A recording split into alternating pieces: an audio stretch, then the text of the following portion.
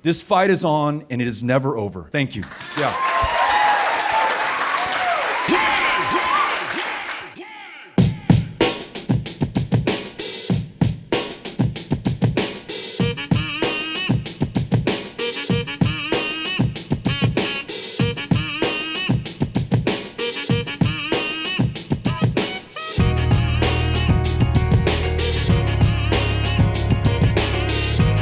My great pleasure to introduce to you powerful voice in community, Eugene Lee Yang. And the next governor of Texas. Put your hands together for Beto O'Rourke!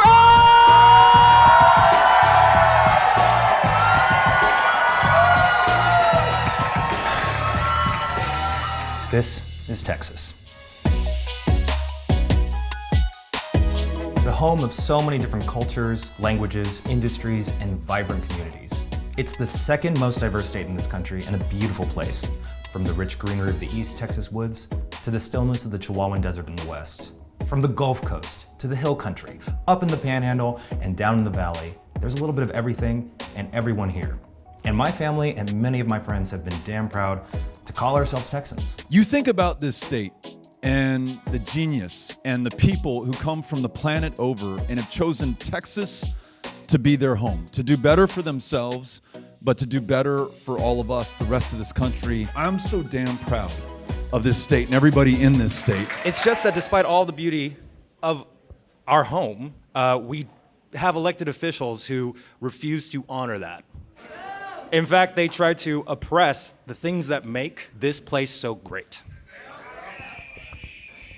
That's right. That's right. And I am just as pissed as that child is.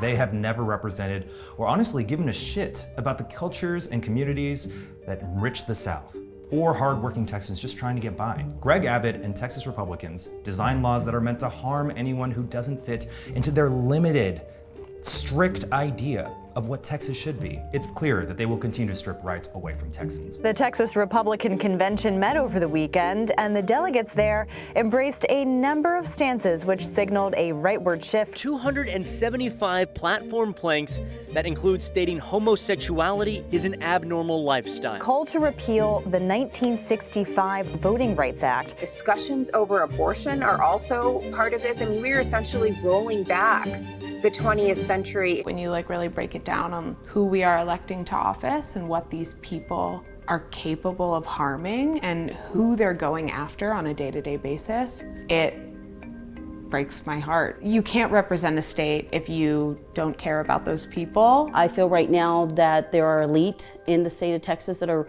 aggressively working towards keeping division and keeping hatred and keeping things ununionized. My perception of current leadership in Texas is anti-human, it's anti-Black, it's anti-Black futures. It all has to start at ground zero, right? It's the relationship that you have with your next door neighbors and their children and their grandparents. What we see right now in politics is just the complete opposite of that. We are so different as a state than who we are governed by. We're a place where the vast majority of people believe that Black lives matter and in marriage equality and that abortion rights are basic rights and that immigrant rights are human rights. But let's cut through their transparent bullshit. They have continually put profit over people and have failed to address the critical issues that Texans face today because they do not give a fuck. From Texan history to Abbott's ultra-conservative legislation are issues that all Americans currently face. It's just, as the saying goes, everything's bigger in Texas, including the intensity of horrific Republican measures. So I implore you, especially if you live here or in a state experiencing similar oppression, to share this video right now with everyone you know. Get them registered to vote if they aren't already. The Texas deadline is October 11th, so do it as soon as possible. Start these conversations with your loved ones, especially at your dinner table. Hell, I even got my parents to stop voting Republican because they always just thought that they had to. After years of discussing how they've been harmed and lied to by the GOP. Because there is hope. And for me, that hope right now is Beto O'Rourke, the candidate who can and will meet this moment. I want to make sure that we're no longer defined or divided by our differences, that we don't have people in positions of power and public trust who tell us who we're supposed to be afraid of, who's coming to get us, the next invasion that we have to be aware of. Stopping all women and every other Texan with reproductive capability from being able to make their own decisions about their own body, their own future, their own healthcare. Imagine if we got past all of that stuff and became defined by the great things that we want to do by and for every single one of us. I guarantee you, there would be no stopping this state. And I guarantee you, when we win on November 8th, we will not be stopped. We're going forward forever. You can see it every time he's speaking to a crowd or a single voter. This is someone who genuinely cares about the people of this state and is passionate about creating real, meaningful change, from the governor's office to grassroots movements to talking one-on-one with people at their homes. He is the real fucking deal, y'all. Which is why I came here to gorgeous San Antonio so I could play a small part in helping elect the man sitting next to me, Beto O'Rourke.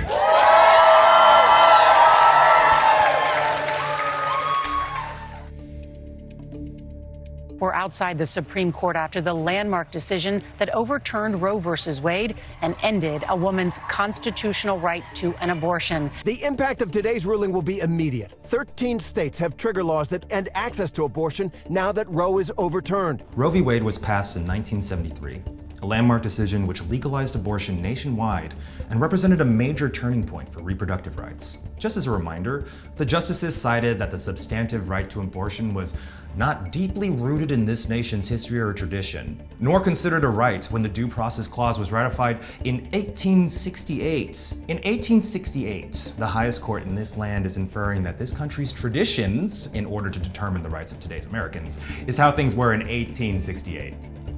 We should remind ourselves that that was right after the Civil fucking War, which, if that's where your ethical guiding light lands, then these justices are just showing their own asses. You know that Texas now has a law on the books that bans abortion at conception, with no exception for rape, no exception for incest. Over the last 10 years, Abbott and the Republican majority legislature have chipped away at access to an abortion. And not only is it harder for a woman to get legal access to an abortion in the state of Texas, now almost impossible, but when that reproductive health care clinic closes down, try getting a cervical cancer screening or seeing a family planning provider, or in the least insured state in America, try seeing a doctor or a provider at all. That is literally killing our fellow Texans. Do you want to tell us a little bit about your experience accessing abortion? Yes. 10 years ago, which is bananas to say, I was pregnant and I was a freshman in college. I don't feel any regret. I don't think back on that time and would have changed anything I did, but I will say that having an abortion, I think, like, very much informed me saying, no, I want to work in politics. This is what I want to do, because people should not have to face the hurdles that they face in order to have basic life-saving services like abortion. Last year, Texas Republicans passed HB 1280, a trigger law that would go into effect if SCOTUS overturned Roe v. Wade. The official title for HB 1280 is the Human Life Protection Act. It prohibits all abortions in Texas, except in cases where the mother's life is in danger. The Texas bill is unique, permitting almost anyone to sue any person or provider who may have helped someone get an abortion after the limit. Doctors who perform abortions face life in prison or a $100,000 fine. In the weeks before HB 1280 was passed, Greg Abbott signed into law a bill that bans abortion after 6 weeks, and that's before most people know that they're pregnant. This bill would allow virtually anyone to sue abortion providers, as well as individuals who help someone obtain an abortion after a fetal heartbeat is detected. One of the biggest issues to me personally was watching Senate Bill 8 go into effect here in the state of Texas. And something that our state leadership doesn't talk about when putting these bans into effect is the fact that it's going to cause people who need access to those healthcare services to die. Anti-abortion fake clinics, also known as crisis pregnancy centers, are organizations whose tactics include deceiving, coercing, and lying to pregnant people in order to prevent them from accessing the abortion care they need. To make matters worse, the Texas legislature established the Alternatives to Abortion program, A2A, back in 2005, when it has given millions of dollars to these fake clinics in order to deceive people. To make matters worse, back in the 2021 legislative session, they allocated $100 million of Texas taxpayer money for these alternatives to abortion programs. When elected governor of Texas, will you use the line item veto to eliminate state tax dollar support for coercive, unregulated crisis pregnancy centers that receive millions of dollars through the Alternatives to Abortion program? Yes. Just to make it easy. Yes, Amy. I love when a leader confidently responds, yes. No bullshit. We have the resources. We're just spending it on things that actually don't help the people who need it. What we need right now is leadership that is going to appropriate that money to the places where it's going to do the greatest good for the greatest number. For context, from 2014 to 2021, approximately 55,000 people obtained abortions each year in the state of Texas. And prior to the fall of Roe this year, there were approximately 20 abortion clinics in the state of Texas. This decision will have frightening, harmful consequences, especially in states where Republicans have criminalized abortion and severely limited access to reproductive health care. I would name all of those states, but I'll just show you this map instead because the list is too long. It just goes to show that this fight affects everyone, yes, but it's especially frightening and dangerous for states like Texas and will disproportionately affect those who have a harder time accessing healthcare. With the falling of Roe, right now what we're seeing about abortions becoming a felony, this is a huge impact. This is exactly the divide that I feel that people are trying to do to keep us in the system. We have people that are on probation, parole, that have ready so many barriers, so many things to even be allowed to get an abortion. And now when you make it a felony, now you're not able to vote. You have to go through the whole process, which if you make it through the process of probation and parole, that in itself is a blessing from God. But making it through that process and during that time not having a voice, that's what they're wanting to do. They want to silence us. We cannot continue criminalizing people. This is their body. This is somebody's body. This is somebody's right. In case you think I'm blowing smoke on this issue, and you say, this is Texas, Beto, never gonna happen here. Well, remember, prior to 1973, abortion was illegal in this state and most of the rest of the country. And it wasn't anyone from outside of this state who made it possible. It was Texas women. An organization here in Texas known as Texas Right to Life created a tip line for people to submit tips about people who have helped get access to abortion services. And so I encouraged my followers to send in submissions to this tip line. And within a week, not only had there been likely hundreds of thousands of fake tips sent in, but the tip line was taken down completely. This state was actually the home of Roe v. Wade when Sarah Weddington, a recent law school graduate here in Texas, who had never taken a case all the way up to trial, actually took this case all the way up to the Supreme Court. She sued then District Attorney of Dallas, Henry Wade, and brought Roe v. Wade to this country. So Texas brought us Roe v. Wade in the first place, and we're gonna be the ones that bring it back. When you're a plus-size queer Latin woman in these activism spaces, you're gonna be attacked on all cylinders. And that's something that I've had to deal with throughout my entire activism career here in the state of Texas. Most recently, at the hands of a Republican congressman named Matt Gaetz. Why is it that the women with the least likelihood of getting pregnant are the ones most worried about having abortions? I think that he picked me because he expected me to kind of throw a temper tantrum or have an outburst about his attacks on me. But Matt Gaetz learned something that I think that the Republican leaders in this state are going to learn this November, which is you don't mess with Texas women. 19-year-old Olivia Juliana raised over $2.2 million for abortion rights. Congressman Gaetz gave me the opportunity to have a national platform to tell people why abortion access is important and raise money for abortion access. You don't back down from fights. You don't give up when things get hard. You fight like hell for what you believe in. But we are not done because the other side never rests. They never give up. They never stop fighting. For the last 49 years, they have been focused on gaining a majority in the Supreme Court that would strip the right of every single person of reproductive capacity to make their own decisions about their own bodies. And they have succeeded while our side, all too often, and I'll blame myself in present company, who rested on previous achievements won by those who preceded us. Lesson learned. This fight is on and it is never over. Thank you. Yeah. My money, our future, I place out on the women of Texas. We're going to come through. Yeah.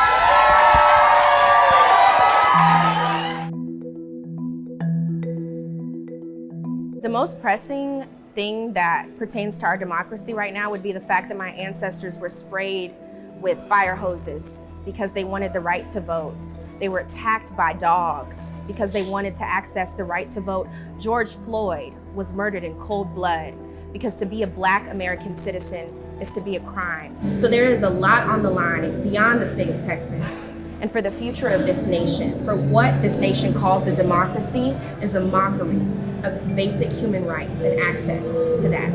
In Texas, election workers are reporting that hundreds of applications for mail-in ballots are being rejected. One of the early effects of the state's new Republican-backed voting law is to lock in those who are already in power, and they attempted to do that by restricting and suppressing people's right to vote. I'm not ready to concede that we won't have a majority, right? There are a lot of contested elections across the state of Texas to determine which party's going to have control in that chamber. I know because of the voter suppression and the racist gerrymander of this state, we have the system rigged against us. Those of us who want to see people who support the right to vote and let the chips fall where they may, who no longer want to see these rigged elections. But my faith is with the people of Texas. And as they understand what is being done in their name and to them, and to some communities more than other communities, I have faith that they're going to do the right thing. But even if we do not have a democracy-loving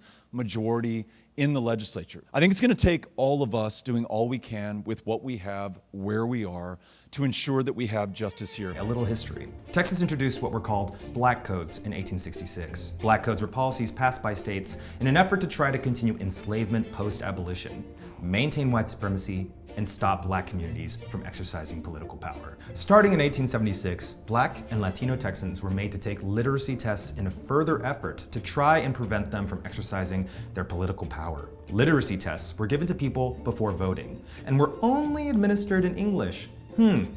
Thus barring non-English speaking Texans from voting. However, illiterate white people could vote regardless, due to the grandfather clause. Beginning after Reconstruction in 1877, Texas began gerrymandering to disenfranchise Black Texans and maintain a stronghold for racist, discriminatory politicians. In 1902, Texas implemented poll taxes, equivalent to more than $50 today. Black Texans were barred from party membership, and only party members were allowed to vote in primary elections. It sounds about right. I mean right. Quite right. It is 1965. What made an almost all-white Congress and Senate, and LBJ, and as great a man as he is, he was born and raised in the state, a white man who benefited from the white power at the expense of people of color. What compelled them to ultimately do the right thing and to pass the Voting Rights Act? It wasn't that they suddenly got religion on this issue, right? It was that they were compelled to and forced to by people who made them do the right thing. When John Lewis, at the tender age of 24 years old, crosses the Edmund Pettus Bridge with other extraordinary heroes, is beaten within an inch of his life, within 1 week, LBJ is compelled to convene a joint session of Congress. And he said, listen, what Lewis just did last week is in line with what happened at Appomattox, Concord, all these extraordinary moments of Americans fighting for full democracy. He just made this sacrifice. You, ladies and gentlemen, have to do your part as well. Let's get this thing done. And by the summer of '65, he had signed the Voting Rights Act into law. That came from the state of Texas. We have the seeds of our own success right here in this state. We can make this happen. 7 million of our fellow Texans did not vote in 2020. The most consequential, important election in American history. You think they're lazy? You think they don't love this country or our democracy? The obstacles placed in their way. In a state where you may be making $7.25 an hour, working 3 jobs, they've closed 700 polling places. Are you going to wait 3 hours to cast that ballot? You don't have the time to do that in this state. As you can see, there's a long, sinister tradition of suppression here, which Abbott and Texas Republicans happily continued in order to keep BIPOC Texans from the ballot box. Last year, the Texas Democrats made national news when they staged a walkout over Greg Abbott and the Texas Senate Republicans' racist voter suppression bill, SB 1. which was signed into law in September. Today in Texas, election integrity is now law in the state of Texas. Governor Greg Abbott signing some of the most sweeping voting restrictions in the country. There has been no evidence of widespread voter fraud. Still, the new law bans drive-through voting and 24-hour polling locations, which have increased turnout among minorities. As a result of Senate Bill 1 following the primary elections, Texas saw an overwhelming amount of rejected mail-in ballots that specifically targeted the elderly as well as black and brown zip codes. What strategy do you have for the state of Texas in combating gerrymandering and redlining, and how do you plan to engage with and protect the future of black voters? We just had the first election conducted after its passage and signing by Greg Abbott. And 13%, I think I have that number right, 13% of the mail-in ballots were rejected. Just to make this clear, it wasn't 13% of the people couldn't show up, couldn't find a polling place. 13% of the people who proactively requested a mail-in ballot, passed the threshold, received the ballot, sent it back in. 13% were rejected.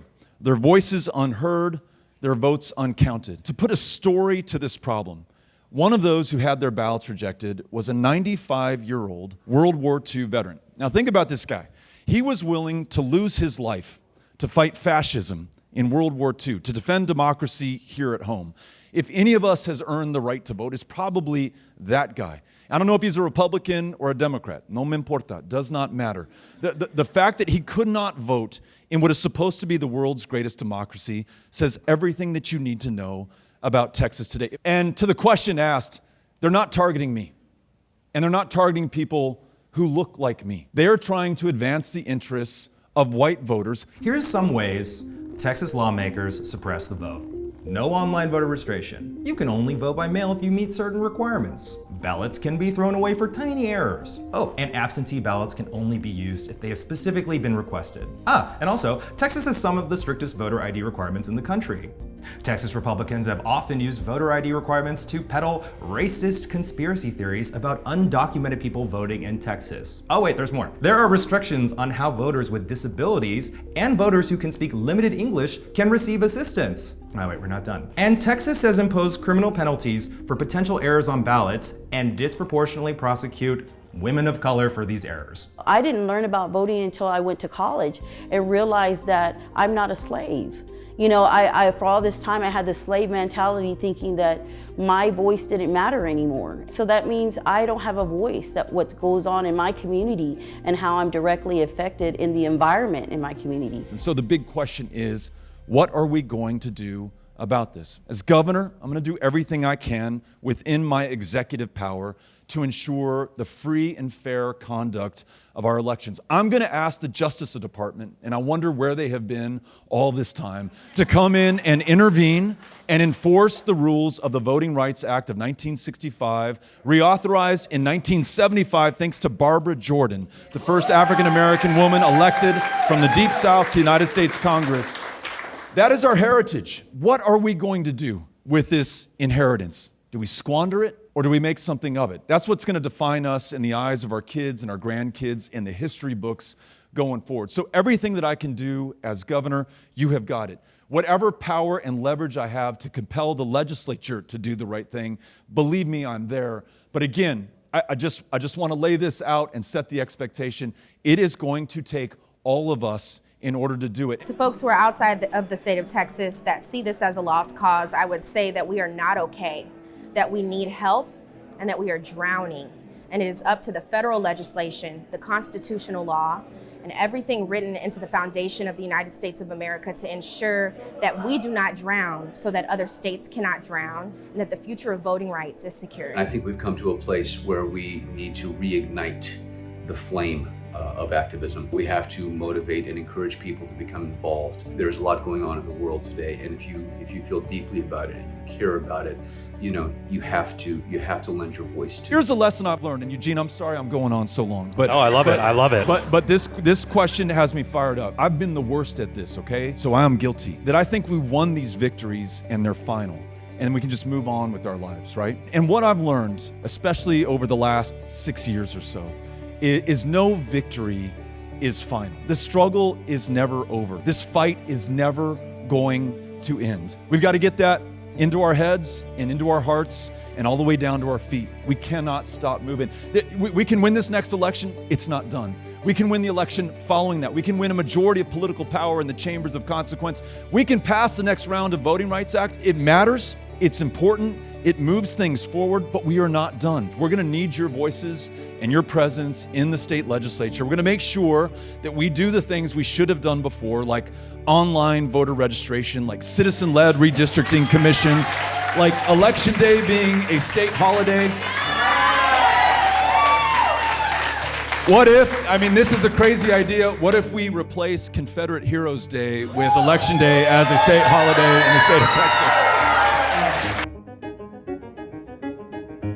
This morning, Arctic air, power grids failing, and millions left to cope with the bitter cold. 2.5 million Texans still don't have electricity. So many pipes have now burst. Hundreds have been taken to hospitals with carbon monoxide poisoning, burning a grill inside, or keeping a car running in a garage. In February 2021, Winter Storm Uri hit Texas, causing the grid to fail, killing more than 700 Texans and causing over $300 billion in damages.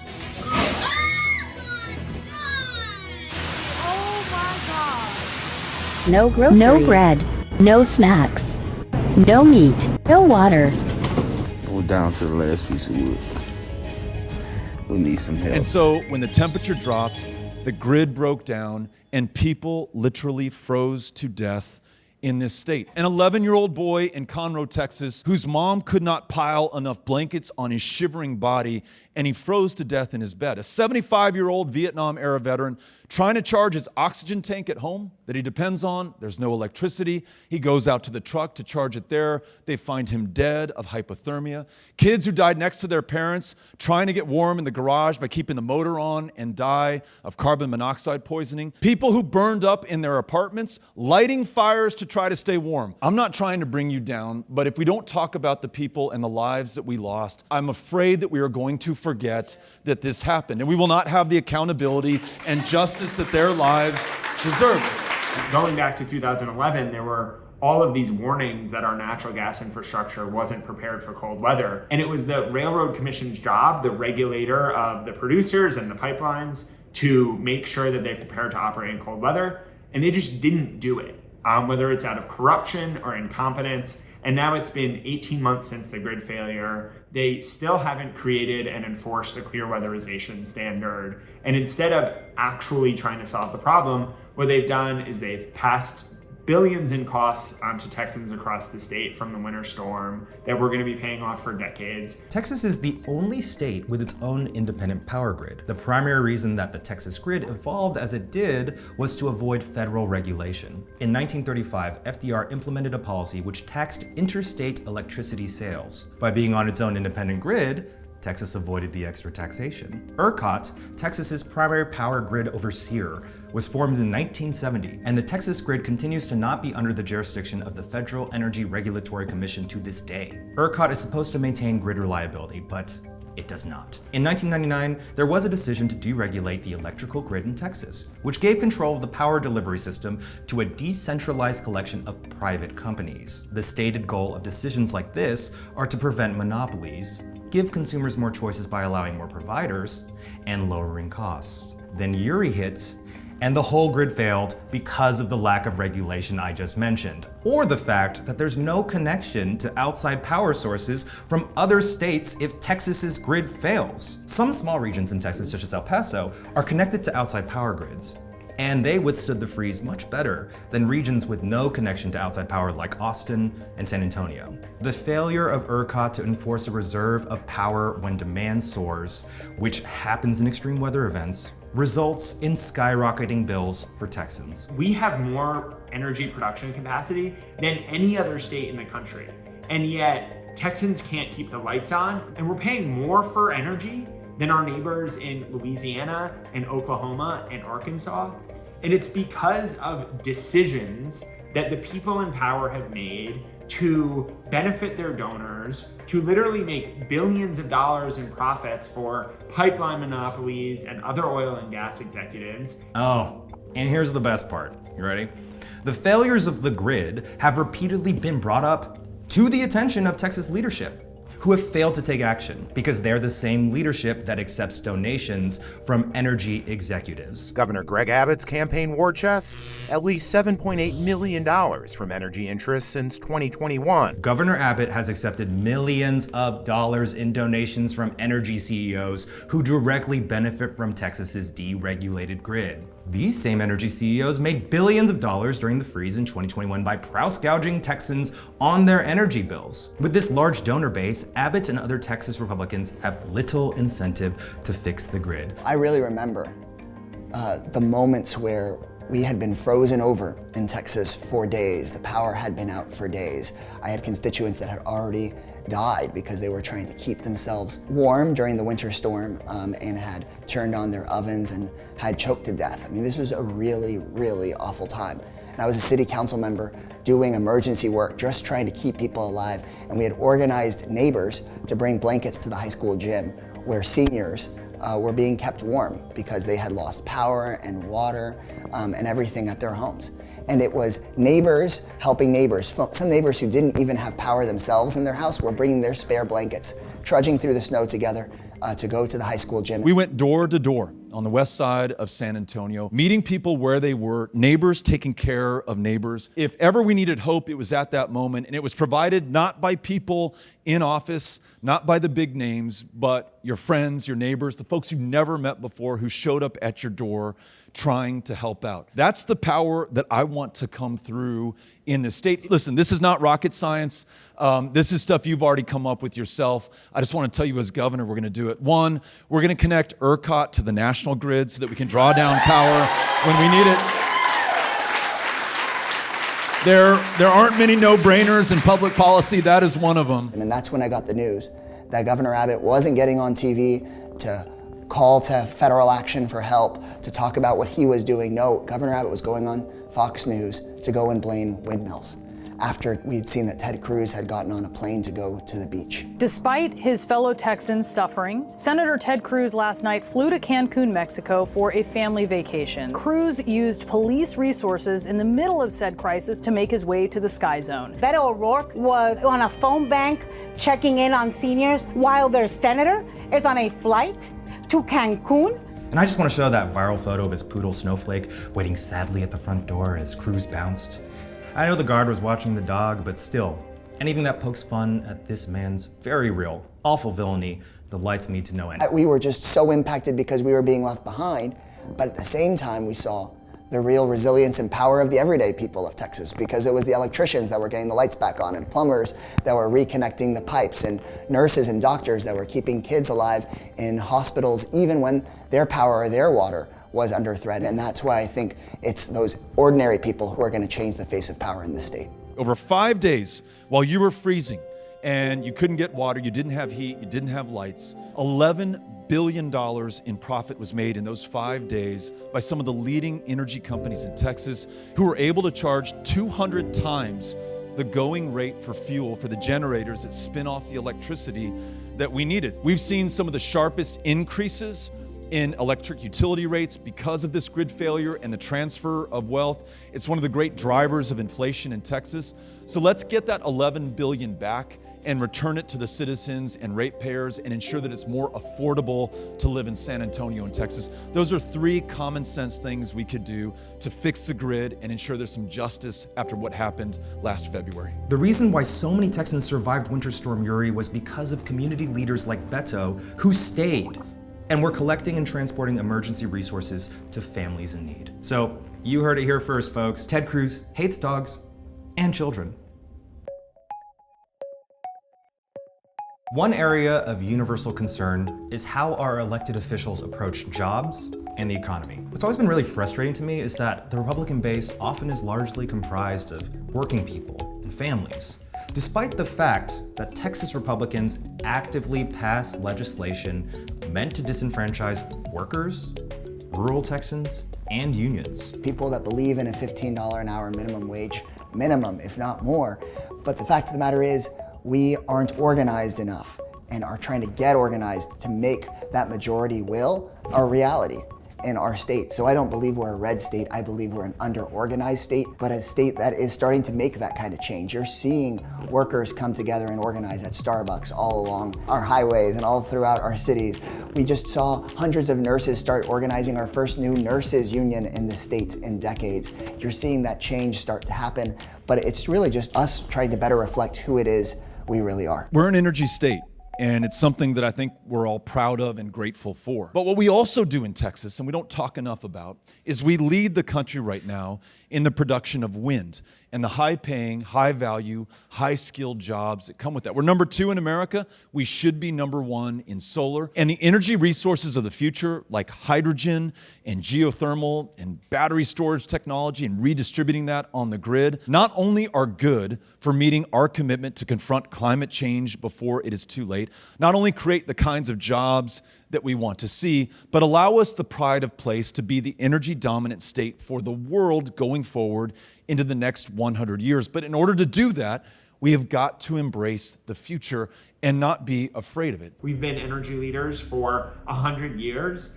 but what energy leadership looks like in the next 100 years is going to be different, and we need to continue to lead and innovate as we move forward. And we need somebody at the Texas Railroad Commission, and we need people up and down the ballot in our state government who actually have a vision of where we're going, not who are pretending that it's 1980 and nothing is changing. We would not have the problems that we have with the grid if we did the things that I just talked about earlier. The jobs plan that we're talking about was written by members of the AFL-CIO. So these are steel workers and pipe fitters and plumbers and electricians. These are the women and men who are literally building this state and whose jobs are on the line right now and whose seats are at the table defining the solutions to these challenges and problems right now. It's not academics, it's not think tanks, it's not the CEOs, it's not the corporations. It's working Texans coming up with a jobs plan that will work for working Texans. In May 2021, Abbott announced an end to federal unemployment benefits at the end of June 2021, even though the federal government had guaranteed benefits through September. This is also vitally important because 1 in 5 Texas children are living in poverty. Abbott has also repeatedly refused to raise the minimum wage, which currently sits at $7.25 and hasn't been raised since 2009. And just so you know, MIT's living wage calculator estimates that a single Texan with no children would need to be making a $14 hourly living wage. And that's almost double what the current minimum wage is. Lieutenant Governor Dan Patrick even stated that raising the minimum wage would take jobs away from people, which is one of the wildest fucking takes I've ever heard. You know, that reminds me of a point I wanted to make. Let's try to stop calling Republicans dumb or stupid, and by extension, much of the rhetoric that often targets the South, you know, when you're reacting to their heinous bills or behavior, because it downplays the massive, calculated amounts of organization and pure evil that it takes to get agendas pushed in the first place. Now, maintaining the status quo takes very cunning people.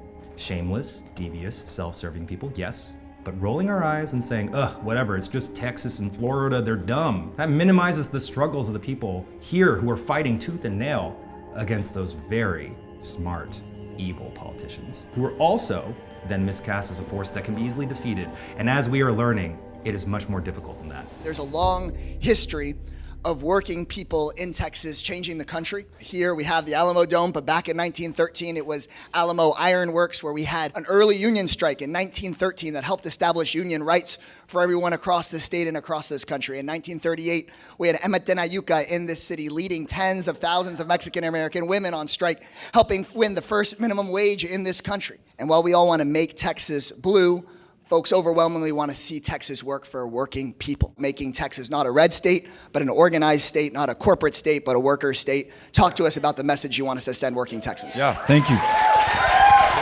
I've got 3 kids, and for those of you who are parents, you may have this same thought running through your mind. What's this kid gonna grow up to be? What do they want to do? What will be fulfilling for them? What will give them purpose and function in their lives? When they wake up in the morning, are they excited to be alive and on planet Earth and to go out there, get after it, and go make the world a better place?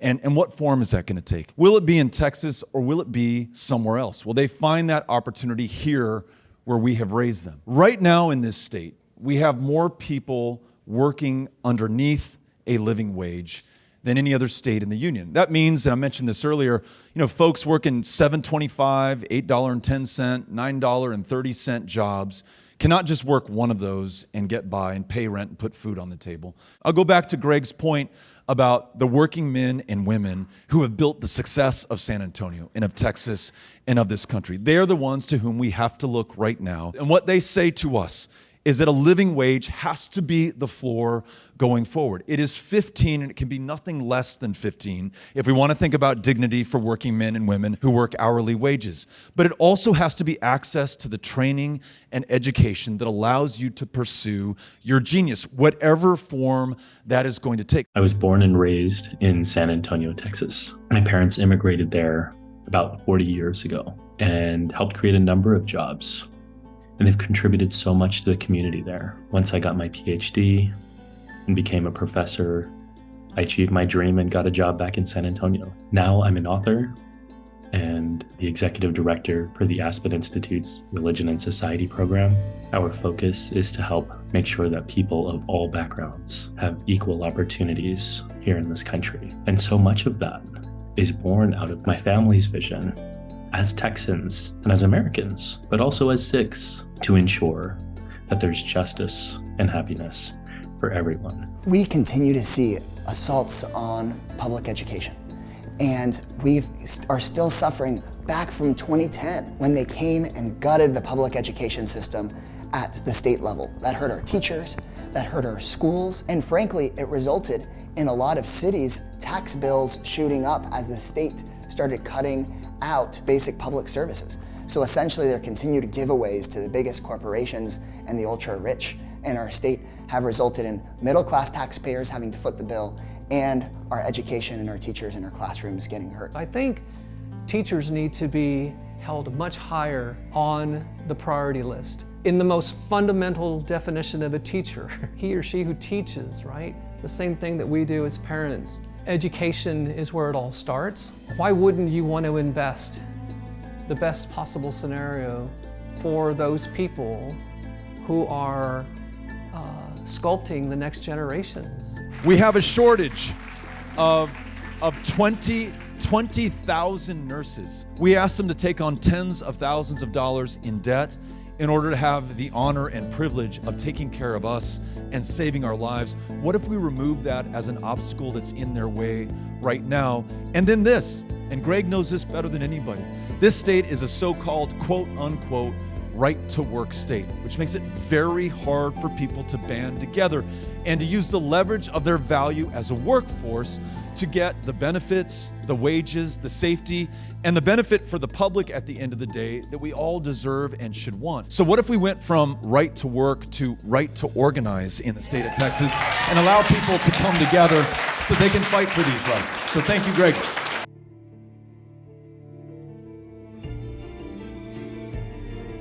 The Texas-Mexico border is seeing record numbers of migrants trying to cross into the U.S. Authorities have encountered more than 1 million migrants along the southwest border. One point of discourse that is most pertinent and pressing here is immigration, as Texas shares the longest border with Mexico out of any state, which, by the way, is why cities like San Antonio are so fucking awesome. But it's also why there is some devastating, heartbreaking news that comes out of Texas as well.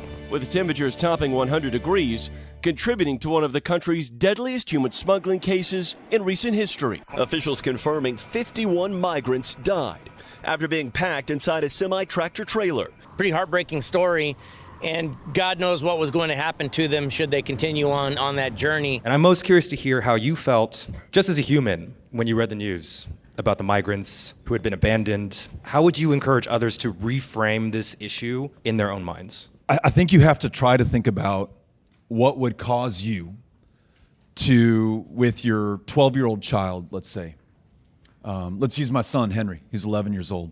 Why would I get into a trailer with him when it's 100 degrees outside? I wouldn't do it for kicks. I wouldn't do it for fun. I wouldn't do it to take anybody's job or steal anyone's benefits. I would probably do it if I felt like that was the only way to keep this kid alive. The only way to be able to save his life going forward. Why would you put your child in the hands of a smuggler in El Salvador, and allow them to travel 2,000 miles in the custody of a complete stranger. Some of that on foot, some of that atop a train they call La Bestia, or the Beast, where countless people have fallen off. You would only do it if you thought that was the only way to save that kid's life. Texas leadership on this issue is lacking morality. We are not dealing with rapists, drug dealers, and/or murderers as Trump and other Republicans have portrayed. We are dealing with human beings like ourselves, our friends, our families, our neighbors, our co-workers. Immigrants are great people who are simply seeking a better life for themselves and their family. Politicians, they always want to focus on border security. More money for Border Patrol and more money for ICE agents. And I think that that is not where we should be focusing on. What we can do, not just to change our policies,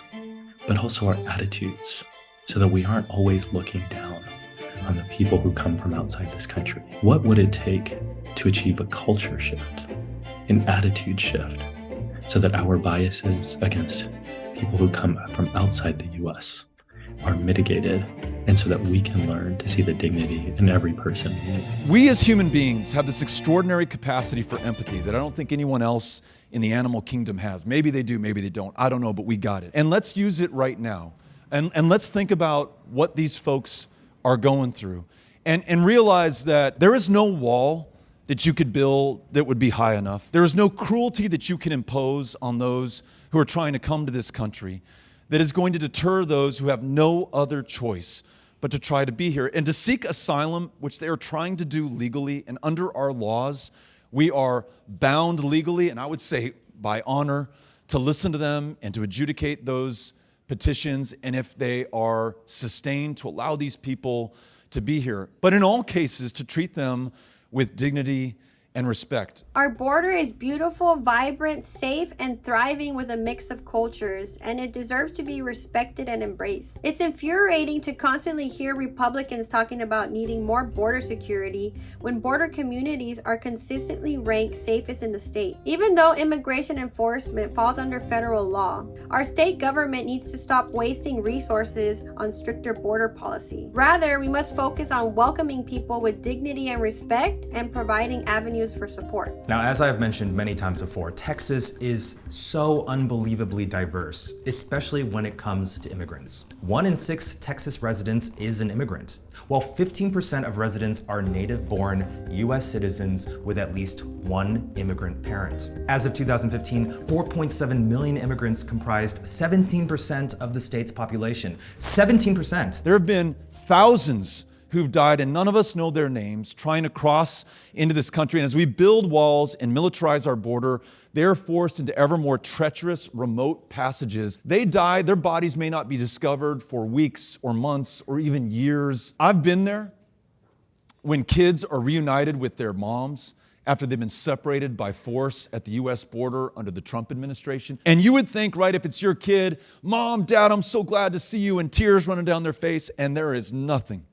Just this vacant stare. Because imagine what that is, to be a stranger in a strange land, to be torn from the arms of your parents when you are 6 years old, to be held in custody in a jail with complete strangers, never knowing whether you're going to see your mom again for weeks and maybe months, and then you finally see the person with whom you associate with that pain, thinking maybe she did that to you. That is what we are doing to people right now, and there's no good reason to do it. Immigration has always had a place in my heart because I live on a border town. Both of my parents have their businesses across the border in Mexico, and they cross an international bridge every morning and every night. It has always been tough being a border kid, especially in that sense, just because there is so much negative attention in the media to border towns. Not only do immigrants face injustices at the border, but they also face injustices at the state court level at any criminal court proceeding. Immigrants are not given the same opportunities as U.S. citizens in any scenario, and there is simply no justice at the federal and state levels for immigrants. Something has to be done. There are folks who are trying to come here to work. There are folks who are trying to come here to be with family. There are folks who are trying to come here literally to save their lives and save the lives of their kids. We are the defining border state. We have benefited more than anyone else from the immigrants who have chosen to call this state their home. Now back to my least favorite subject, Greg Abbott, who is currently building a border wall, picking up where Trump left off. I just signed a document exactly 6 months ago directing the Texas Facilities Commission to begin building a border wall, and then months after that I signed 2 budgets where Texas taxpayers are spending $3 billion, that's with a B, $3 billion. A large portion of that money is going to build this border wall. During his tenure as governor, Abbott has spent billions of dollars on state police and National Guard presence at the border. He calls his anti-immigrant policy Operation Lone Star. And in the years since he announced it, border crossings have actually increased. In April 2022, largely in protest of President Biden's announcement that asylum seekers are once again allowed to cross the border, Greg Abbott announced enhanced border security inspections. Part of this included inspections of commercial vehicles as they crossed into Texas. This directly negatively impacted businesses and supply chains in Texas for what is mostly a performative and xenophobic publicity stunt. So then this led to significant backups for produce and agricultural products. So good going there, Grego. Democrats tend to throw around the phrase comprehensive immigration reform when asked about what needs to be done to address the various crises happening at our border. When you hear that phrase, what comes to your mind? And how do you plan to tackle the ongoing humanitarian crisis happening at our border? What does it mean to rewrite our immigration laws and to do so in our own image, reflecting our values, our needs, and the opportunities that we see here? Andrea, if someone is coming here and wants to work, I want there to be a legal pathway for them to do that. If you want to be with your family, let's say you want to join your sister. You live in Mexico. She lives here in San Antonio. She's a citizen. She was naturalized. The line that you're going to wait in is 20 years long right now.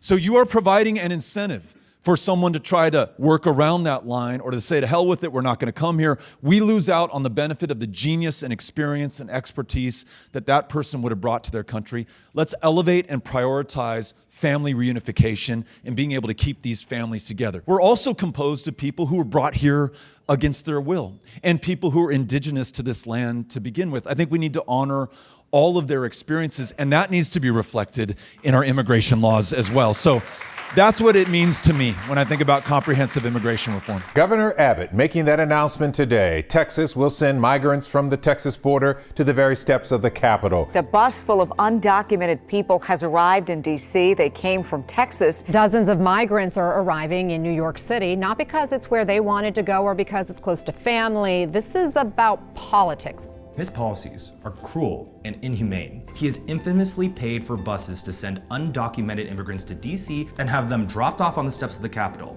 And children who have been separated from their parents are put into camps at the border, where they face horrible conditions and receive little health care. I say this without hesitation. Texas Republicans literally do not care if migrants, who are people, fellow humans, with full lives, hopes, and dreams, if they die.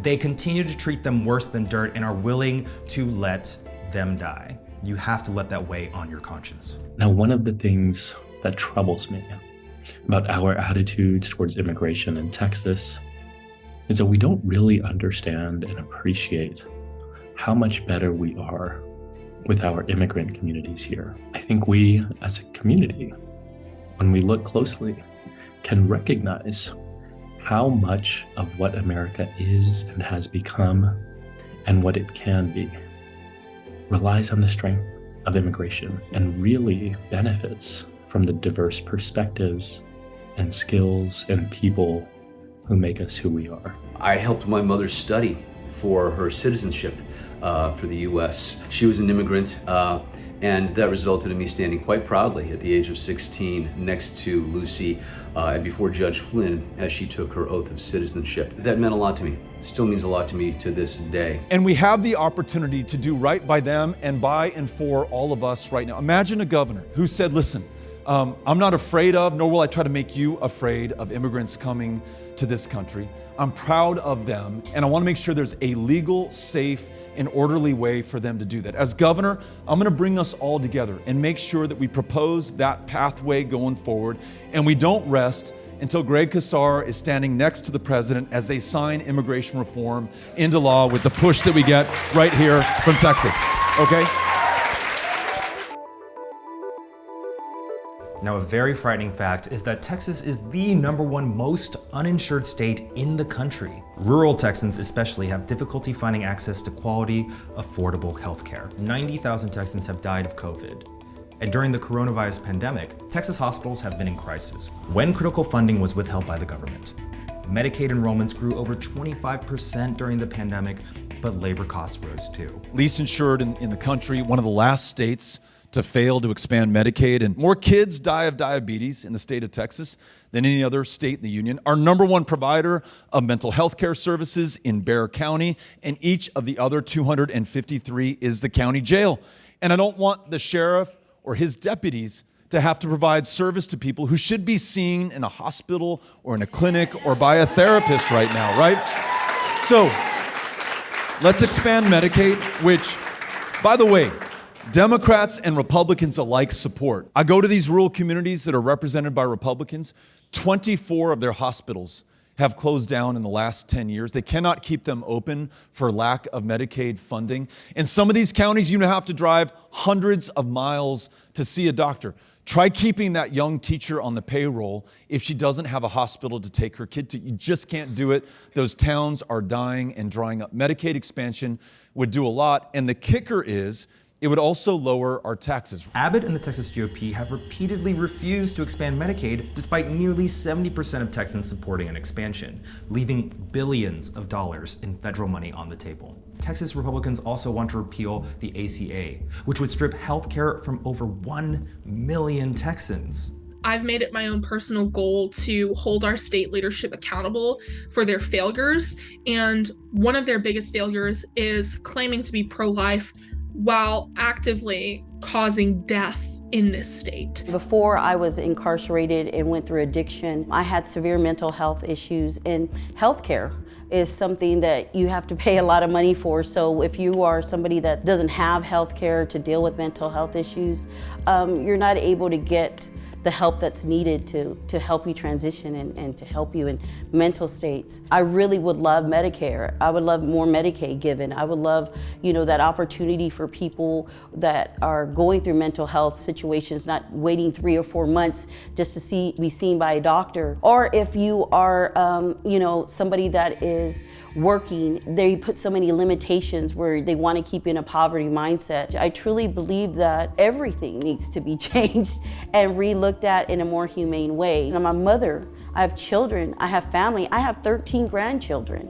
I have a legacy that I want to leave behind. Our governor in particular, Greg Abbott, he refuses to expand healthcare services in the state of Texas. We saw firsthand how Abbott's decisions to open up businesses and lift stay-at-home orders and mask mandates caused a spike in the number of Texans becoming infected with COVID-19, thus overwhelming our healthcare workers. What would you do to ensure healthcare workers are properly equipped to manage public health crises and keep communities safe? My sister Charlotte is a nurse, and she was an emergency room nurse in El Paso when the pandemic began. Calling her every night and listening to her stories about not having the gear that she needed, the personal protective equipment, the PPE. We'd never heard that phrase before. Something that she lived as a nurse and a healthcare provider, but it was a life or death issue for her. Not having those resources, not having ventilators, not having equipment, not having consistent public health guidance, and having a governor who played to the political winds instead of following the science and the truth and the facts and the best guidance from those who were literally on the front lines. I think lesson learned to us that we must always do what is right for our fellow Texans. To further exemplify Abbott's clear apathy toward public health, his response to COVID has been dangerous and negligent. After imposing a stay-at-home order in early March, Abbott reopened the state by April 2020, during the earliest days of the pandemic. And throughout the worst months, Abbott waged a public fight against local elected officials who had imposed safety protocols for COVID-19. He barred both mask and vaccine mandates in July 2021 as the Delta variant surged through the country, leading to a 200% increase in cases in the 2 weeks following.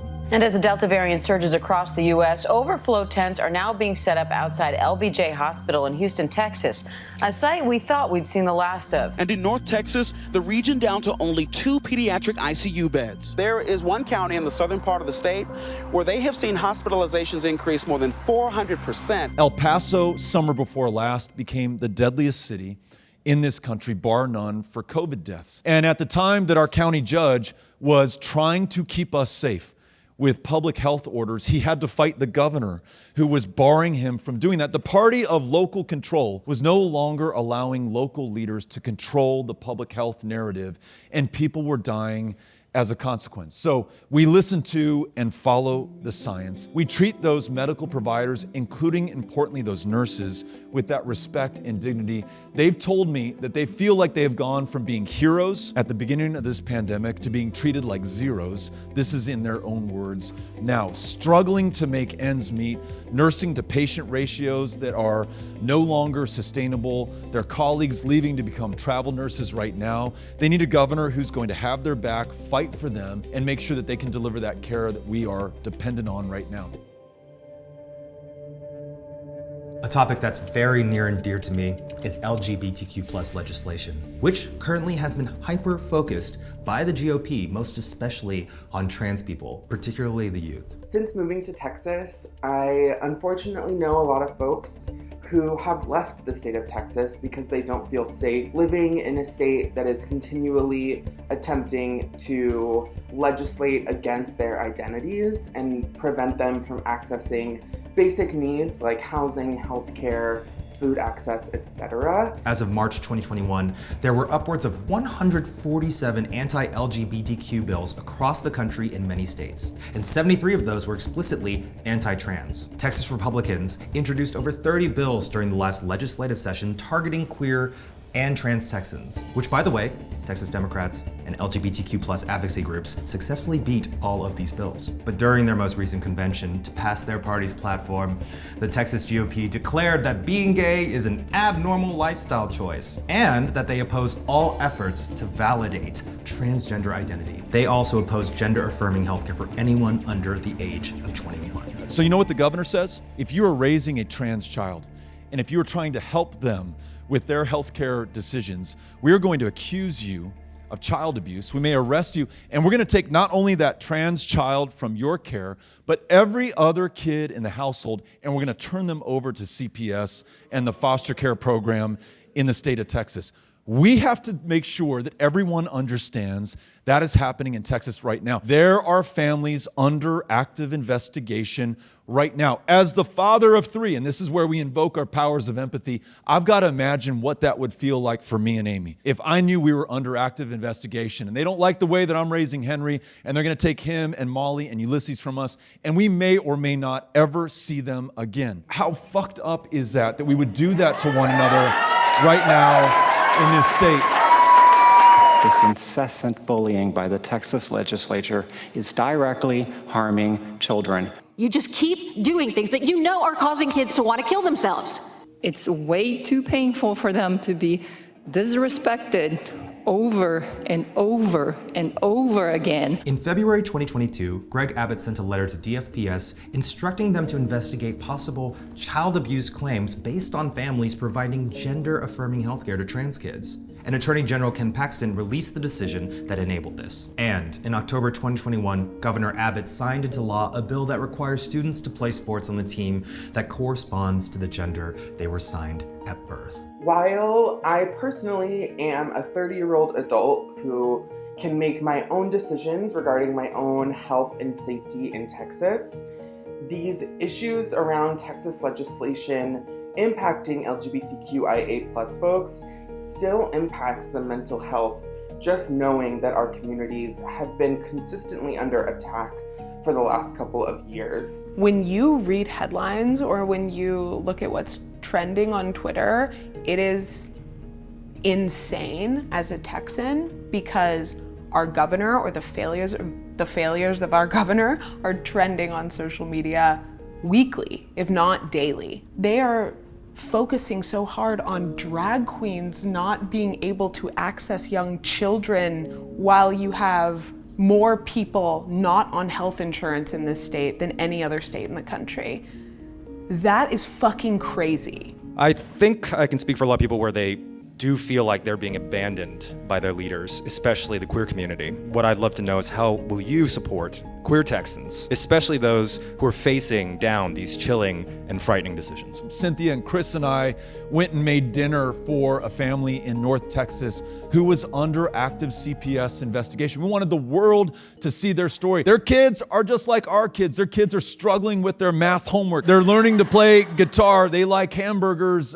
They try to get to their dessert before they finish their meal. These are people we need to connect with and empathize with. But listen, when we fail to do that, then they can just become the other. You know, maybe I don't know anybody who's transgender, and maybe I can allow that to freak me out, and I can be scared of that, or maybe that's the real problem. Maybe that's why everything's going wrong in the world right now. That's what they're trying to do.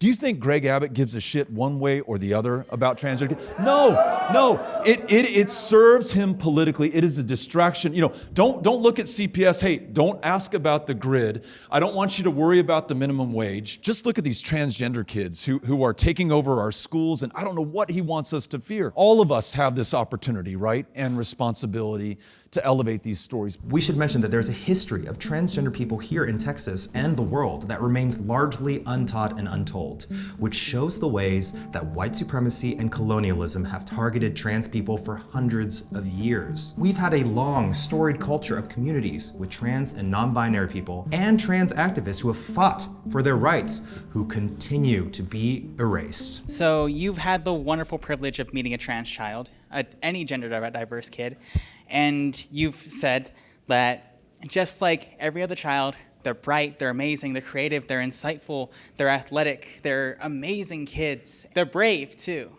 Because I know that as a trans woman, I walk out the door every day and I take a risk, right? I take a risk knowing that my well-being is on the line walking down the street. But these kids walk out that door thinking the same exact thing. And they know more about themselves than any of us will ever know in our entire lifetimes. Just the other day, I woke up to multiple tweets and DMs about another trans family who's leaving Texas, who has run out of options, who sees that this place is not the right place for their kid who they love. For those families who are out of options, who have nowhere else to go, who don't know who to listen to, do you have any more words for them? Any words of reassurance, any words of commitment to protect them? We want this to be the state where you want to be or come to, no matter who you are, how you love, where you were born, any other difference between us, that shouldn't define us or divide us. That is what makes us great in the first place. And if you're trans and you're here, or you're watching this, or you're the parent of a transgender child, I just want you to know that I am with you and I'm fighting for you right now, and I will never stop fighting for you. You need to know that. Finally, we have to talk about gun control. On May 24th, just 80 miles west of here, 19 children and 2 teachers lost their lives to gun violence in Uvalde at Robb Elementary.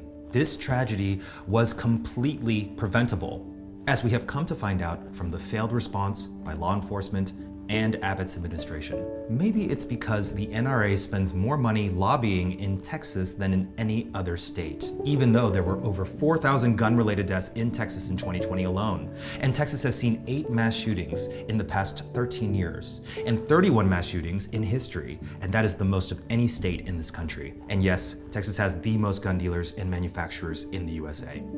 Now that's a lot of concerning firsts for Texas when it comes to guns. Yesterday, I was in Uvalde.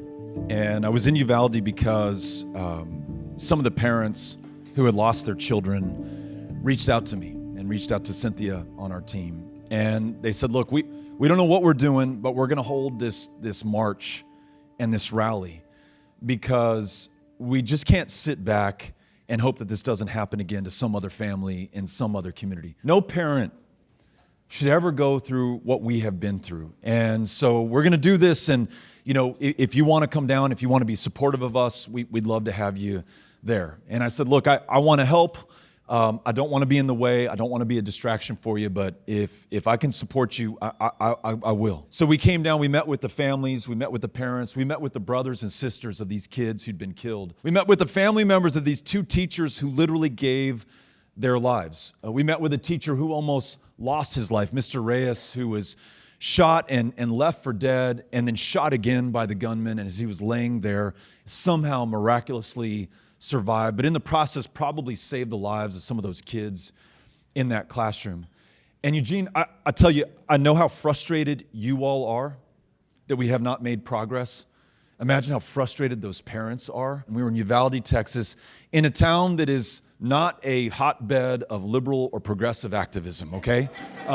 It's a tough community to be out there walking down those streets with posters that say, hey, my kid is more important than the profits of the gun lobby, or I want action, or I want to make a change, or we need to do something greater than thoughts and prayers. There was a huge crowd of people from Uvalde. And I guarantee there were Republicans, and there were Democrats, and there were independents, and there were people who could care less about political parties, who were all coming together, convened by those families and those parents and those kids. And if anyone has basis in this conversation and in this fight, it is these people. And I guarantee you, when we do make progress, it'll be because of people like them who didn't give up. And take them as your inspiration, and don't allow yourself to succumb to despair or to hopelessness and say, you know what, because this hasn't happened thus far, it is never gonna happen. Don't give up on them. Don't give up on yourself.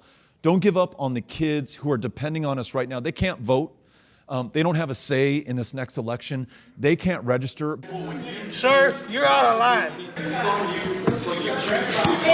on those like you. Why don't you get out of here? We need a special session to do one thing, but do a very conservative thing. Raise the age limit from 18 to 21 on these guns. I think it should be more, but at the very least do that, because even Republican voters are in agreement with that one thing. In fact, in the past 2 legislative sessions, Texas Republicans have loosened gun laws. On September 1st, 2021, a law went into effect that allows permitless carry of handguns in the state of Texas. Without permits, Texans can obtain a handgun without training, fingerprinting, or proficiency tests. Following a shooting in Santa Fe in which 10 people were killed, Abbott backed down from harsher gun legislation and passed a law funding mental health resources, as well as allowing teachers to have guns in schools. Following the El Paso shooting in which 23 people were killed, and the Midland-Odessa shooting just a few weeks later where 7 people were killed, Abbott and Dan Patrick discussed expanding background checks. Yeah, but instead, they passed permitless carry. 21 crosses line Uvalde's town square. Behind each is a story. Super special child. Like Layla Salazar's. Very energetic. Love to swim. Stephen Garcia and Jennifer Lugo remembering their little girl Ellie as they try to process her senseless death. Sweetest girl you've ever had the chance to meet. And I had the honor of calling her my daughter. The biggest mental health provider in the state of Texas is the county jail, and I think that speaks volumes. Right after Uvalde, when Greg Abbott sat behind a desk and says, we're gonna invest in mental health, like, I see that system, I've experienced that system. They have not done shit. They have not invested in anything. If anything, they have left countless people who rely on those services, and also family members of those people in really, really, really hard situations. Thank you for attending our event yesterday and meeting with families. It means a lot to me. On June 25th, President Joe Biden signed the Bipartisan Safer Communities Act into law in direct response to the shootings in Buffalo, New York, and of course my hometown of Uvalde. The bill, while a step forward, obviously fails to address a lot of the issues you brought up over the years, including a ban on assault rifles. Do you fear that because this bill passed, folks in Washington will simply move on and fail to continue pushing for other life-saving gun control measures? Commissioner, thank you for being here. Yes, and yes, it is deeply, deeply dissatisfying to me, but it does not cause me to despair.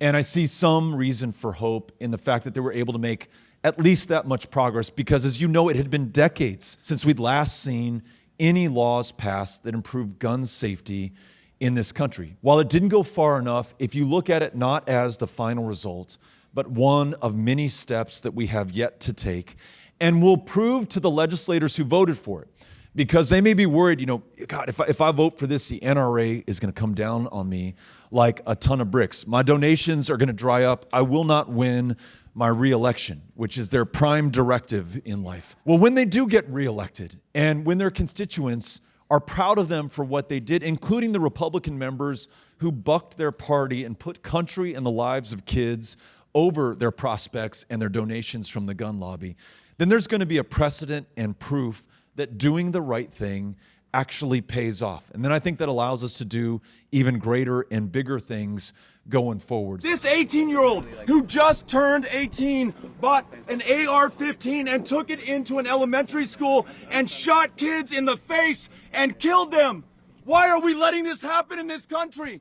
Why is this happening in this state? Year after year, city after city. This is on all of us if we do not do something. You may not agree with me. I happen to think that no one should have an AR-15 or an AK-47 because it was a weapon designed for use on a battlefield. But here's where I land. There are things where most of us, including those outside of this room, can get behind. A universal background check, an extreme risk protection order or red flag law, safe storage laws. And as long as we focus on the common ground and on what is possible and don't allow the perfect to become the enemy of the good, we are going to make progress on this issue.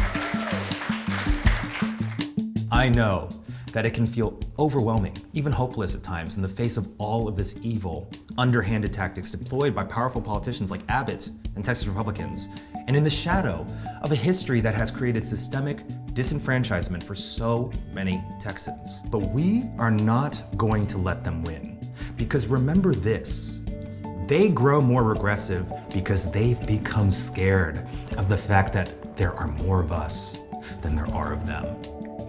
And if not today, then it's tomorrow.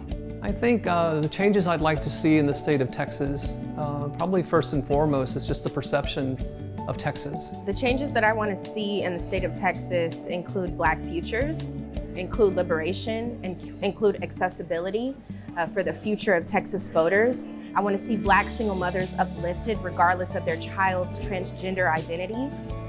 I want to see people be able to access abortions regardless of rape or incest. People have been talking about the blue wave in this state for a very, very long time. Even when we do face losses, and even when, we have national folks maybe not always believing our claims that Texas is the biggest battleground state in the country. The vast majority of people want to see union rights and want to see living wages and want to see healthcare be a human right and don't want to see housing continue to get prices jacked up. Everyday Texans, they want to make that difference, and when we make that difference in this state, it's going to change the entire country. We want to be in those conversations to see how we can resolve this in a more humane, healing, holistic way to help our people. We need healing. We need healing more than ever. There used to be a phrase, Texas friendly. And to me, that meant compassion, that meant kindness. It meant that we don't judge or condemn the people in our community, but we extend a neighborly hand and we try to help. And I want Texans to feel like they can stay in this state. We work every day for the future of our democracy, and it's time for our policies to reflect that. I want to fight as hard as I possibly can for leadership that cares. That's why I created this documentary, to center the focus on who Texans really are and what we really need, instead of what the GOP wants you to believe. That Texas and other states, particularly in the South, Midwest, Southwest, and the Mountain States, will forever be red. It is a false mythology, one that conservatives have designed through sinister means in order to maintain their power, even when the demographics and the will of everyday citizens do not align with their oppressive measures. The perception of Texans, and all Americans for that matter, as backwards does not accurately represent the forward progression that we truly want reflected in our representatives. These microphones our social media platforms, and you're a terrific example and model for us on this, are incredibly powerful at this moment. Yes, it matters, the legislation, absolutely. And we understand, as you pointed out, that the life and death consequences of the decisions that our legislature are making. But those who have the power to influence public sentiment and to elevate the stories of those who've been so often marginalized, the very people who are under attack right now. With everything going on in this country right now, we must be committed to this fight together. Whether it's volunteering, or donating, or organizing, or educating, or yes, voting. Because the only way we can claim victory on Tuesday, November 8th this year on Election Day is by registering and showing up. We have to put leaders who actually care and have our best interests at heart, like Beto O'Rourke in office, from the governor to locally held positions and everything in between, because so many lives are depending on that. I promise you, it's not going to be easy. And again, it's going to take all of us doing all we can, but we are going to get this done. And so this election, every candidate, every time, every year is going to say this is the most important election of our lives. But you think about what's on the line right now. Choice, the right of trans children, LGBTQ community in a state that is proposing a Don't Say Gay bill this next legislative session, the ability to access healthcare, climate change, a state that is contributing more to its happening than any other state, a state that could do more to prevent its continuance than any other state, and then the lives of our kids in those classrooms and the teachers who stand before them. All of that is on the line in this election. As Eugene said earlier, we all have the opportunity not just to vote, but to knock on the doors of those voters who've been targeted for suppression and intimidation, and to bring them into this democracy as well. I hope this information and Beto's interview might have provided some insight into what direction you want to go as a community, a state, a nation, but most importantly, as a human. During this pivotal point in our history, will Texas, if left to the devices of Abbott and the Republicans, move towards the worst of corruption, greed, suppression, and discrimination? Or can we make Texas be one of the first in equity, public service, inclusivity, and progress? Because Texans have proven many times in the past that they can be the first in making a difference that goes on to profoundly affect the course of history. What a lot of this conversation comes down to, which Beto implicitly understands and advocates, is not necessarily a question of politics or red versus blue or of a single election, but simply standing up for what is right in a time where we are being clearly subjected to so many wrongs. So when I proposed that this is Texas, my parting question to you is, what do you want Texas to become? Because I, Beto, and everyone you've met in this video know and hope and are confident that it can evolve into something better for all Texans. Beto O'Rourke, everyone, the next governor of Texas. Thank y'all. Fuck Abbott. And let's make Beto the next governor of Texas.